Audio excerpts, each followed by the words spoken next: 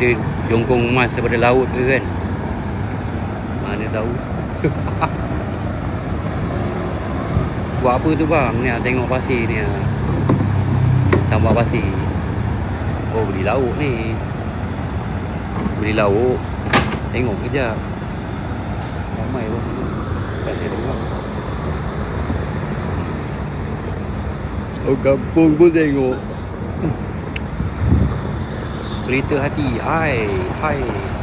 Hidup YB.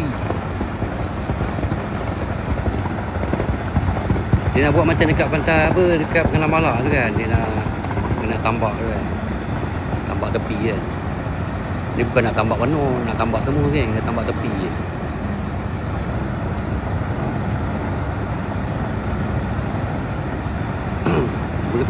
Yang budak lemah tu dekat tu, dekat hotel tu, bukan kat sini.